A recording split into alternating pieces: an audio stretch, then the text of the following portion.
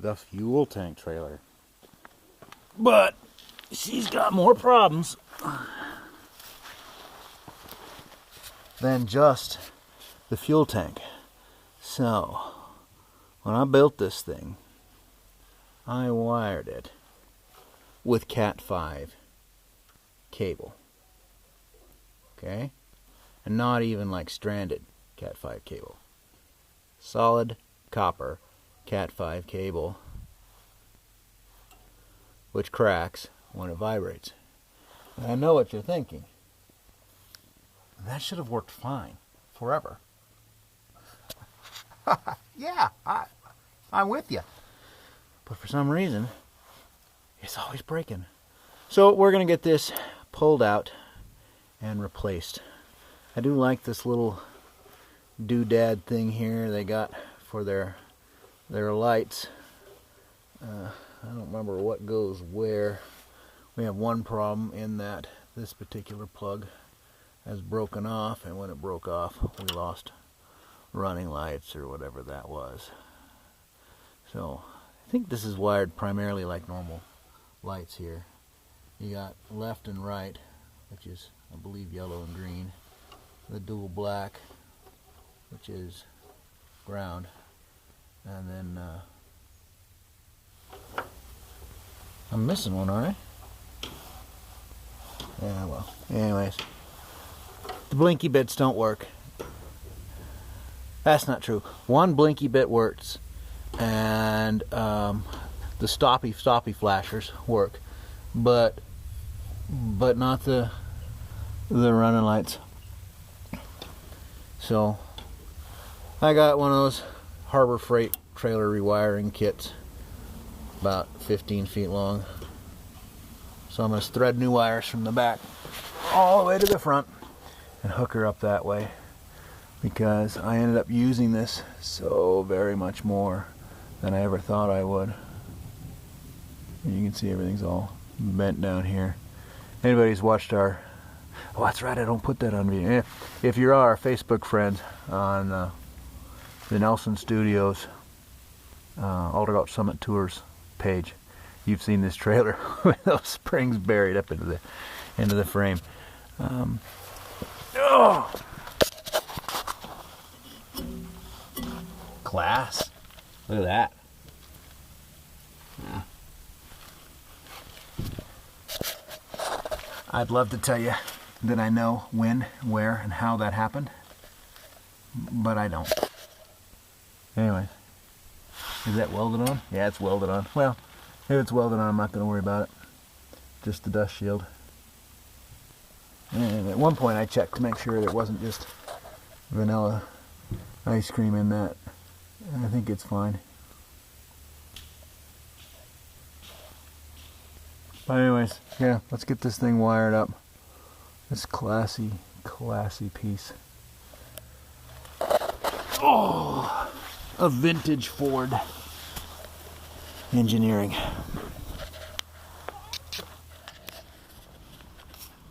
Getting the old, let's call it a harness, out wasn't too hard.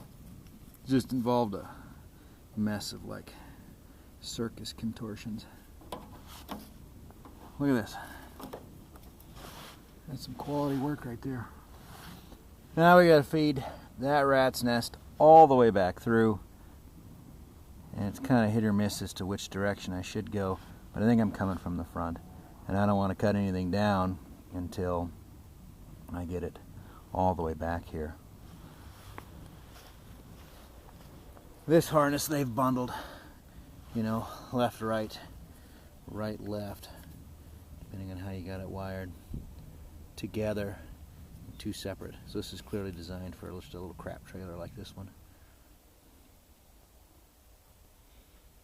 And it means it's going to rely on the light boxes itself for a ground, because it's not sending a ground back to the lights. So I just got to get them there. It's not science rockets, you know.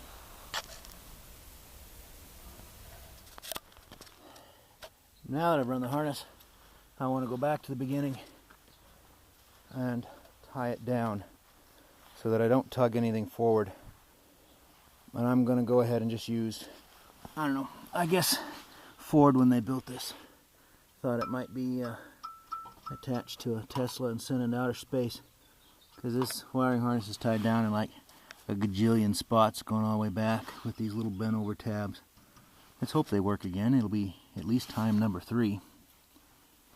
So I'm just going to go ahead and bend them over, because I know they're going to break it. I'm going to use this rubber tubing to protect it, which is what I used last time. Unfortunately, my wires this time around are larger, so I need to get my rubber tubing off and then slit. Then I'll wrap it around my wires, cinch down those clamps as I work my way back, and then I'll know exactly how much wire I'm dealing with back there. And I'll probably end up just cutting it off rather than bundling it up. I don't see myself ever scrapping this trailer and keeping the wiring harness, so there's no real point in leaving it long. Just whatever's fastest. Alright, so I have gone ahead and wired it up green to green and yellow to yellow on the offhand chance that when I did this, it was possible I wasn't super confident. That's flaking off because how bad the frame is flexing when I load it. Because I was not super confident in how long my Cat 5 cable would last. So, yeah, you got to start somewhere, right? There's really only 3 ways you can get it wrong. So, that's what I've gone ahead and done. Now, unfortunately, I was going to back that sweet driving machine right there up and go ahead and just go ahead and try out all the flashy blinkies. But, battery's totally dead. I'd be more upset, but considering I got that battery out of the dump and my entire parameter was, this is 5 years newer than the one I've got in there, I really can't get that upset about it. So while it charges, I'm going to go ahead and wire the ground up to the front of the trailer. I'm going to do that nice and proper, maybe drill and tap. Something that shows the quality and the care and concern I have for all of this equipment. And then I might, since I just noticed it, I might fix the tailgate hinge pins, which are not long enough and occasionally fall out. And I'm out of long bolts, so I can't let them fall out anymore. Maybe a big bent spike. Something so that it cannot fail on me again. Boy, I'm getting a lot of stuff done tonight. I wonder what I'm trying to avoid doing. Oh! Dishes.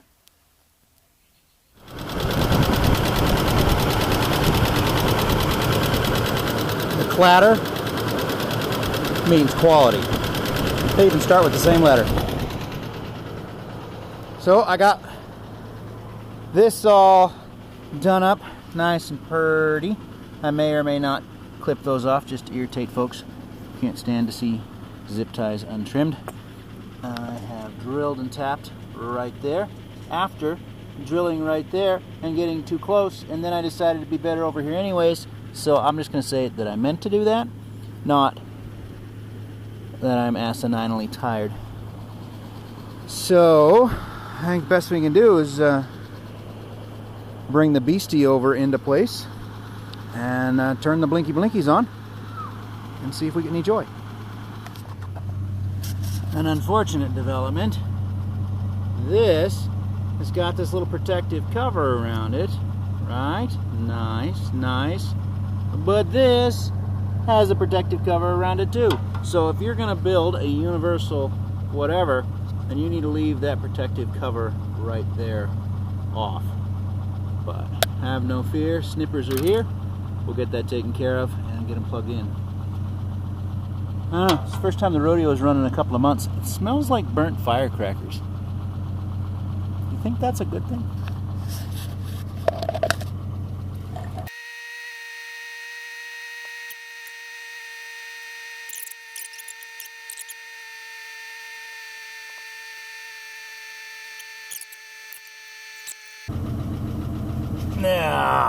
Now we've got some connection.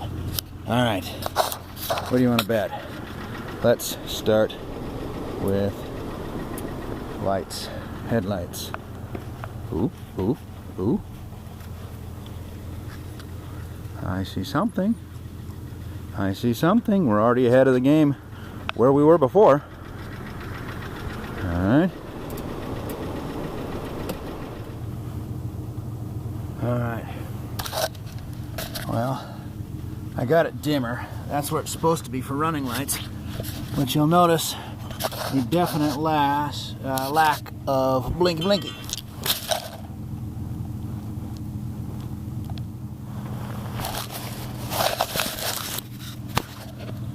Oh, I suspect it's background. What am I doing? That's rubber isolated, you idiot.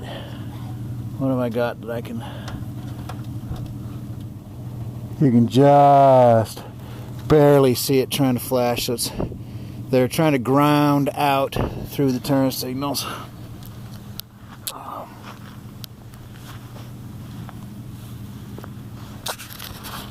So it's gonna need a better ground to the lights. I don't suppose it's gonna give me brake lights back there, is it? I can't tell if mine are getting any brighter. Hey Shay, can you tell me if the lights on the trailer get any brighter? At the back of the trailer, you'll have to walk down there.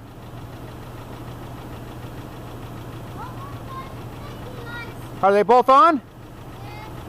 Do they get any brighter? They turn off? Both off? What about now? Alright. So they're grinding through the brakes.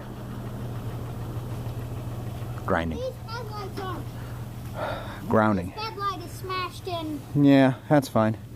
Grounding through the brakes. So I gotta get out here and put a decent ground on both lights Stop playing blinky lights. to the trailer. Well, this alone is already better than we had last time, when I would rest my foot on the brake pedal whenever I passed a car. But it does, at least at night, it does need, however, to be fixed. So I'll put a ground in it and we'll try it again. Now we'll stop playing. Well, here's the aftermath. All that's gone. I went ahead and just left it all long and I zip tied it up underneath there. I got myself a new ground. When I hooked it up to the truck and tested it, I had running lights, but then they went out when I stepped on the brakes. So it was grounding out through the brake system. With a new ground, that doesn't happen. We now have everything we need to be safe, which for this thing, to be honest, is really nothing more than running lights and brake lights. But we should be good to go. I got a nice anti-corrosion on that ground there. And we've drilled and tapped there, so to have a good ground, we don't have to worry about it grounding out through the hitch. It used to be, I didn't have lights till I'd driven it a little ways, so it's grounding through the hitch. So yeah, everything should be good. Nice and secure, nice and safe. Should be good to go.